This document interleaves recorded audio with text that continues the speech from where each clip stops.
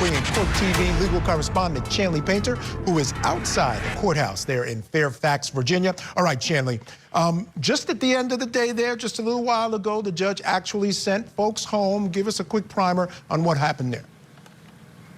Certainly. So the jury did not reach a verdict today after deliberating a little over 2 hours, I believe it was, this afternoon. They probably got a little hungry. It was a long day for these jurors. I mean, they started early, marathons of closing arguments throughout the day, and then they were able to initially begin their work, which they have a lot to sort through. The verdict forms in this case, 4 to 5 pages long. They have to go through about 7 different questions they have to answer for each of those pages. So a lot for those 7 jurors that we now know are deliberating, and they will return on Monday morning, or actually Tuesday morning after Memorial Day holiday, Michael, to continue working.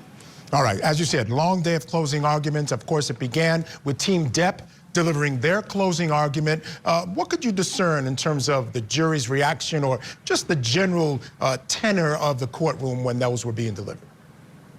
Sure. So the rebuttals did happen after a lunch break, so everyone had a little bit of a rest, and they were able to enter the courtroom and hear Camille Vasquez once again delivering the rebuttal solo for Johnny Depp. Had a lot more time than, of course, Amber Heard's team in delivering their rebuttal close, and she did so in true Camille fashion, where all eyes are on her, and she walked this jury again through Depp's counter to the claims, countersuit, of Amber Heard, and how that this jury should not find that he defamed her in any way through his attorney, Adam Waldman. She walked them through that law.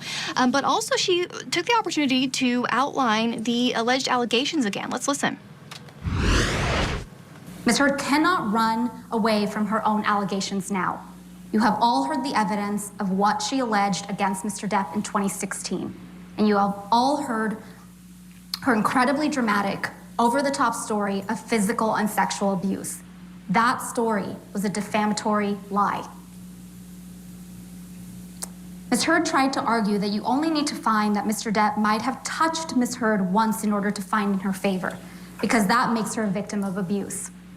But common sense should tell you that you can't pick and choose Ms. Heard's allegations. You saw her on the stand. We all did. She gave the performance of her life, telling you story after story of abuse.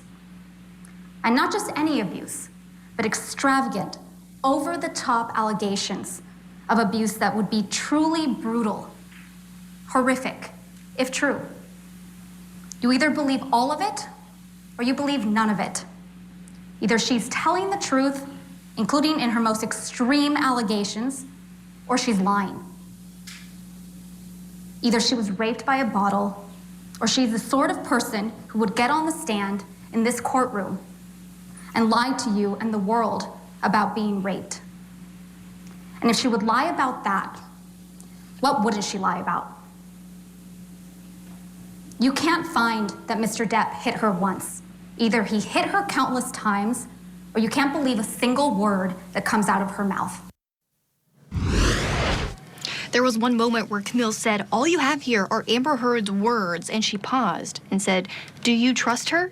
And then paused again for quite a while. None of the jurors looked away from Camille Vasquez. They all kept their eyes on her during this powerful pause, Michael, which I thought was quite effective. Yeah, very, very effective. She did a fantastic job throughout the entire trial, and it didn't change during closings. Now, Heard's team, Chanley, used up most of their time in their initial closings, only had 6 minutes left for their rebuttal to the counterclaim. Were they able to get everything in?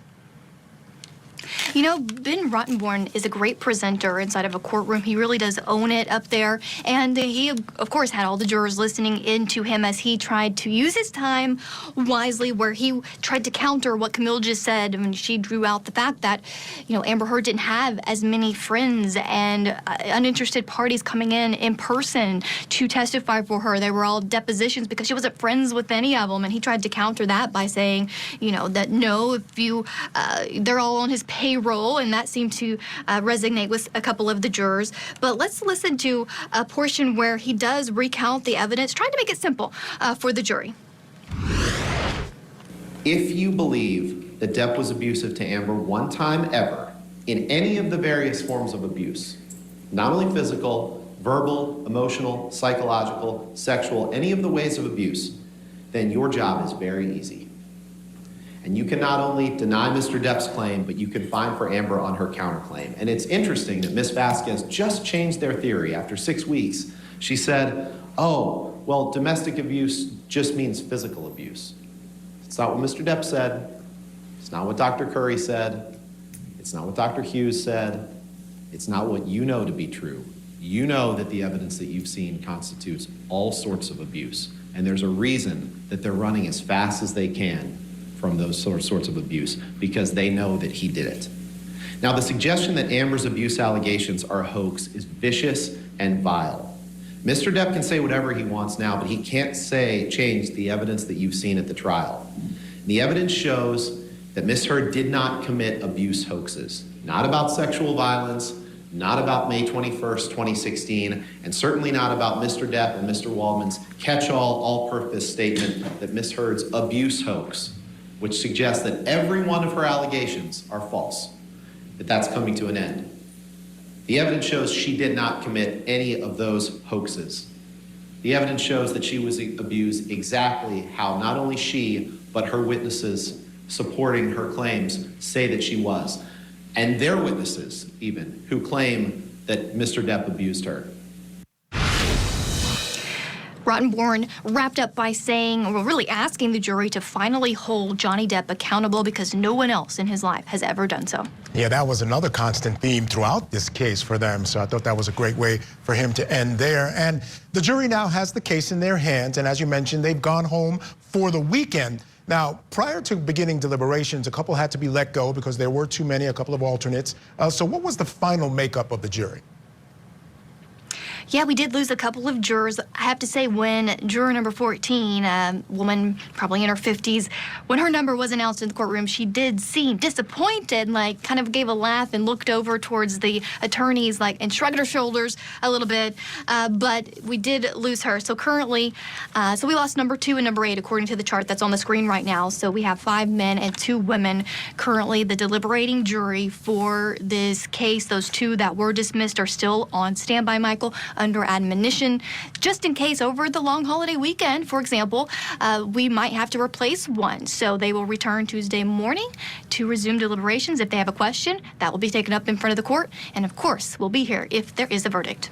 Just quick check. Now, juror number 8, if I remember you telling me in previous, when we were talking previously, wasn't she the one that had smiled at Johnny when he kind of went up back into the verdict? I mean, up to testify the second time around? Yes, she was one that was not hesitant to show reactions on her face. She always had a pleasant look on her face. She would give a nod or a slight smile, more so for Johnny Depp's team and for Johnny Depp, even laughing at a couple of his comments on the stand. And so it's interesting that the 2 that emoted the most expressions are the ones now that are alternates. Yeah, that's definitely interesting. All right. Of course, the stress and everything going on out there was up to date because it was closing arguments. Jury got the case. So, of course, what happened outside the courthouse? Some things popped off, just craziness, madness. Oh, yeah. I mean, there's always something here. I mean, just today, the crowd's bigger than ever. Of course, I'm seeing dinosaur costumes. I'm seeing a lot of pirates, a lot of people dressed up as pirates, all ages, Michael, dressed up as pirates out and about this courthouse. And a couple of those who are holding signs in support of Amber Heard here as well. And you can probably tell behind me, the crowd has dissipated now that the jury has gone home. And, of course, Depp and Heard are no longer here for the long weekend. But overnight, another chaotic night for those running to try to line up out front around 1 a.m. And it was a new system. The deputies more strict, and there was even a man who tried to pay his way in line and offered $4,000. That was not appropriate. The deputies would not let him do that. He was not inside the courtroom. So just another example of what people will do to try to get one of those coveted seats inside the courtroom. Yeah, I wonder how soon they'll start lining up for Tuesday morning. That'll be interesting to watch as well. All right, Chanley Painter, thank you so much for that report. As always, truly appreciate it.